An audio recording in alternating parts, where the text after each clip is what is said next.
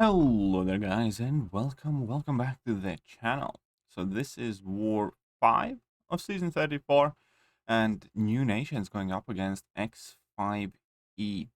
And I actually have fairly busy war this time around and that includes the boss fight. So there's definitely quite a lot is going to happen. I joined quite late in the war, but it's very close. At pretty much no point there was bigger difference than one death, and it was one of those nerve-wracking wars for sure. So my team is CGR, Doom, and Nimrod. So we're going to be boosting up here for the first fight as well. Well, I already added the largest war boost that I had because I knew that I'm going to have to kind of pepper my fights and take the boss at the end as well. And the first fight is on path 9 against this Void. Now, this Void is a very good placement, and it is a scary fight. It's very easy to mess it up. It's one of those fights that looks always super simple and practically demands CGI, in my opinion, because anything else you bring into this fight is extremely dangerous due to the length of the fight, and if anything goes wrong at all in the fight, it can immediately cascade and go down very quickly. The difficulty of this fight is obviously the fact that as soon as you get a single debuff on you, Void gets like a 500% Fury, and then that debuff plus that Fury and Void deals a ton of passive damage over time to you. And we can see that a single tick there was already a lot. But actually that was recall, I think. But with CGR, the plan is just to kind of brute force that fight quickly. You quite literally have like a set rotation of parry, heavy, finish with light, finish with medium, drop level 2, and then level 3. And then, the fight just goes by very fast. Which is obviously also very important because at the large portion of this war, we were actually tied 3 deaths to 3 deaths, and we were winning on time. So conserving our fight time was kind of like the safety blanket. It often counts basically as an extra death because it is going to be the only difference between winning and losing, basically. Now this fight goes very wrong very quickly. I was overly focused on watching the hazard ship timer that I kind of completely forgot A, about that indestructibility, and B, I forgot about the Weapon X is unblockable and unstoppable. So then I was quite lucky that he didn't kind of dash into me. But at the same time, I will make a mistake here once I get cornered, and he still has like 15 charges. Luckily, Nimrod is just a beast. So then I am going to drop my level 2, which is going to be basically a wasted level 2 because I didn't have Eradicate Protocol prepared and ready. So now I have to quickly build up to another. And here I could have went for it. I think the level 2 could have finished out the fight, but I decided to play safe. I'm just going to wait out everything that is happening here. I'm going to wait for the poison phase to come back so I don't start to get my incinerates. And then I drop a level 2, and obviously level 2 from Nimrod against the mutant is job done. So this was definitely a much messier fight than it should have been.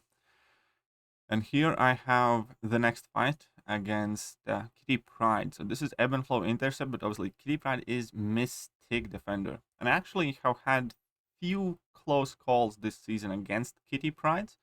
Because of that Mystic, you take damage. If you do happen to play into it, you miss, and it just makes Kitty much more dangerous as a defender. So I decided to put on a Power Boost 1 3-minute War Boost with the idea of getting in an intercept very quickly and dropping level 2. So this fight actually lasted only 15 seconds. So thanks to that power boost, that is exactly what Nimrod does to mutants. So this entire fight was just so rapid. So I get my intercept in very early, quickly build up to level 2, and have my 10 charges thanks to Kitty obviously gaining her prowesses. And one level 2 with that extra fury from Ebb and Flow Intercept finishes this fight out in 16 hits, 15 seconds. Now, for the next fight, I do need to respec my masteries because I did have Liquid Courage Double Edge active, and here we could see definitely some loading issues as well. And this is just going to be a standard Doom fight. The thing about Doom, obviously, is because Nova takes a lot less damage when you are unblockable.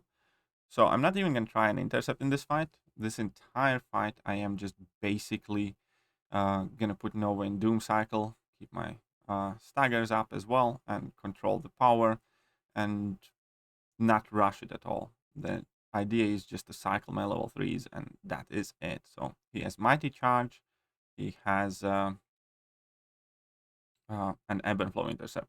But we're just gonna deal with whatever damage we can do without disabling that Ebb and Flow.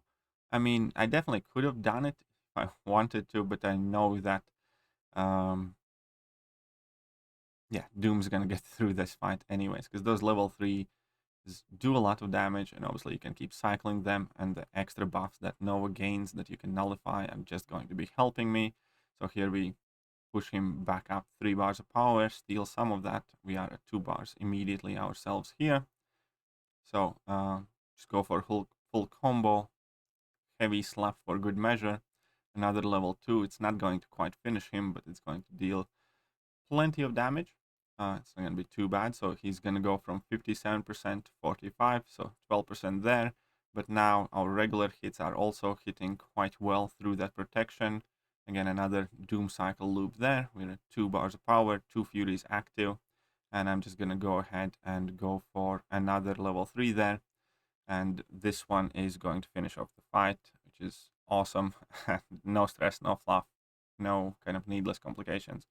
Now for this Killmonger one, he does have Ebb and Flow Intercept again, and I will have a pre-fight placed to me by one of my teammates, but CGR is still an amazing option, even though Killmonger is going to shrug off that armor break very easily, very quickly, but as long as you don't let that Killmonger dash much at you, you can still kind of keep stacking those armor breaks from your specials. And obviously power boosts are still active from when I activated them at the very first fight of this war. And it's just going to be fairly straightforward here. So I'm going to start again with the heavy attack as our standard rotation. I'm going to go in for a finish with a light, finish with a medium. And here we have the Damnation. Here we have armor breaks. He immediately throws level 1, which is perfect. I go in for a full combo with 11 armor breaks. I mean, again, not even disabling that protection. We can see how much power we are getting back.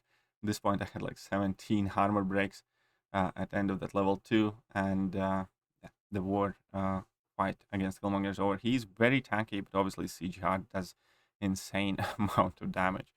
And I kind of knew that I don't need to overcomplicate this fight, because the damage will just come through, and even if it doesn't, you can just gain more power quickly with CGR. And now the final fight, I am up on the boss duty. Now, I am a bit awkward against fighting Sauron, especially stun immune Sauron particularly, because his heavy attack is a bit weird to punish. Sometimes I'm kind of on time, sometimes I'm not.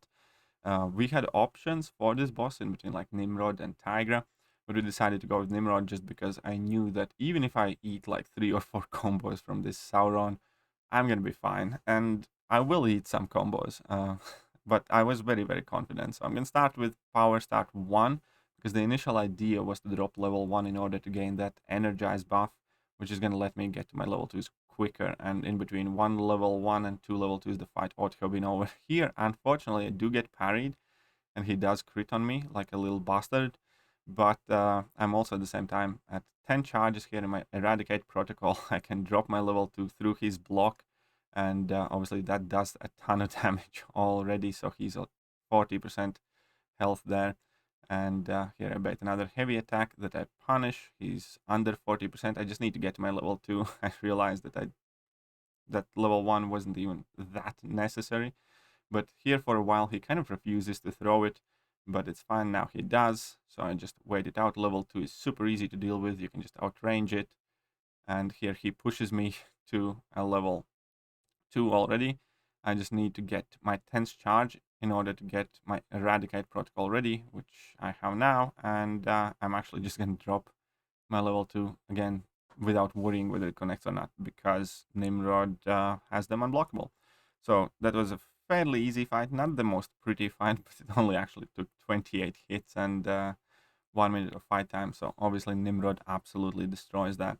And again, this war boss fight and all of the fights, as I took them, were extremely stressful, because at that point we were ahead of time.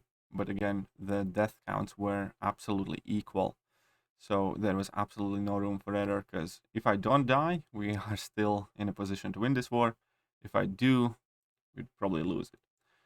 Now, by the end of it, we cleared the remainder of our fights without dying. Our opponents died 2 more times. So the final result, I believe, is 3-5. We take the W here. Very, very well played to everybody in X5E for sure, without a doubt. Very stressful war, especially for our bulk group, because we were kind of running low on time in exploration as well. So there was real concerns of energy. But luckily, everything worked out. And now we are 3-1 in the season, I believe. So that's going quite all right. It was fairly costly war for me in between boosts and everything else, but that's fine. I don't mind. And yeah, that is it for this one. I hope you guys enjoyed the war video. Obviously, Nimrod absolutely shreds through whatever he does. And the cool thing is, obviously, because he's so freaking tanky. Either way, hope you guys enjoyed the video, and I'm gonna catch you guys soon. See ya.